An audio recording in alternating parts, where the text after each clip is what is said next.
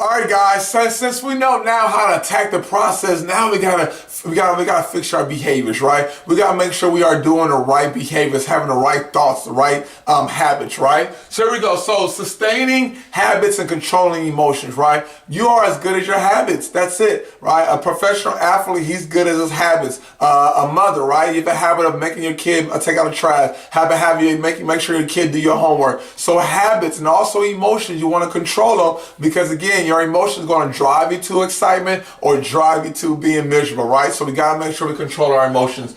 So let's go ahead and break it down between average and great, right? So the average person, the average athlete you see here is going to have average habits, right? So meaning they're going to be average habits of making sure they're shooting that jump shot. Okay, average habits of making sure they work on the dribble. When we talk about basketball, you see Kobe Bryant and LeBron James. But why these guys are great guys and you want to be great in weight loss or great into your fitness program is you want to work on your habits of cooking, meal prep, habits of exercising, habits of doing things maybe you don't feel like doing, but you're still executing, right? So you're going to be as good as your habits, but also you see my guy Warren Buffett, very, very successful businessman. And what he says is, he said the key to success is emotional stability. I'm going to say it again. The key to even your weight loss success is emotional stability. So we got to control your emotions. You don't want you, because you come home from work and you're miserable and you're sad because of work and now you don't want to work out, or some days you feel good and then you want to work out. We want to make sure we control it, right? So there's things we can do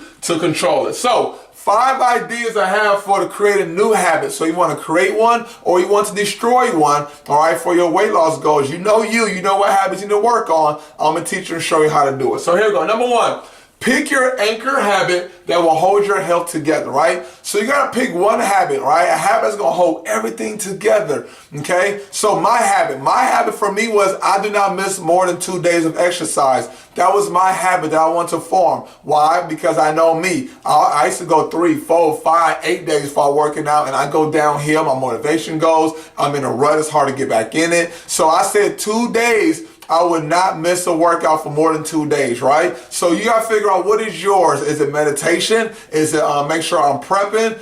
Is it make sure at least I get 3 workouts for the week? What habit do you want to sustain, create, or drop, right? It could be sodas. It could be maybe sugar, cigarettes. You figure that out. All right, make 100% commitment. So when I made my commitment for 2 days, I don't go more than 2 days without exercising. It was non-negotiable. That little whining voice, that negative Nancy, they'll say, you don't want to work out today, Terrence. You want to sit down on the couch, right? Of course I did, but I had to tell a little, shut up. All right, we got to go to work. We already missed 1 day yesterday. We can't miss a day today. So no whining voice. And somebody asked me, T, well, what happens if you miss 3 days? I don't know what happens. It's non-negotiable. I did not miss 2 days. That's why you see it's non-negotiable. It's not something that I can make a compromise with. No, I do not miss it. I don't care if I got to go outside and walk, run. I don't care if I got to do a home workout. I would not miss it because after I'm done, I'm going to feel better about myself that I did it, but also it's going to get me back on track, right? So that was my thing. 100% commitment. Make it easy.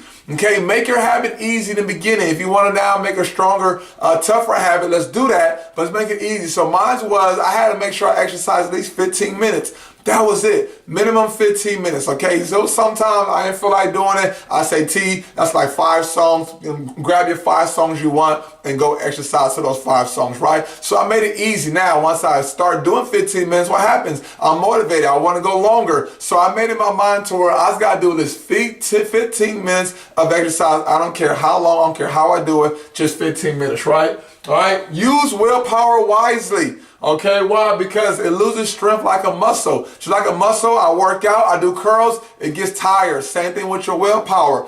Okay, again, it does deflate after a while. So if you have kids, you go to work, you got to take care of the kids, then you got to go to work, they use willpower, then you got to drive home, take willpower. You've been saying no to donuts and food, takes willpower. You got to go home, feed your kid, takes willpower. By that time you come home, it's like, oh, I'm exhausted. So if you feel like you're exhausted in the evening, so we got to figure out ways, how can you work out at lunchtime? How can you do it in the morning? Always got to focus on how do we exercise it. So use your willpower wisely. So cook in the morning. If you're saying that, hey, I got a long day, do the things you do not enjoy to do first. do that first, but later on it'll be okay to do things you enjoy. Now you don't have to use that willpower, right? Because again, you enjoy it. So use your willpower wisely. And last one is prepare yourself for the 3-stage process to create or destroy change, right? Break a habit. I'm sorry, I didn't change a habit. So here we go. You have to know 3 stages. There are 3 stages. So what they say, take 21 days to break a habit, right? Or maybe a month, however works for you. So we're going to break that down. So let's say we say 21 days. Let's break that down. So the first stage, right? 0 to 7 days, this stage sucks. It is miserable. Okay, I got a lady right now I'm working with. She has to get up in the morning. That's her habit.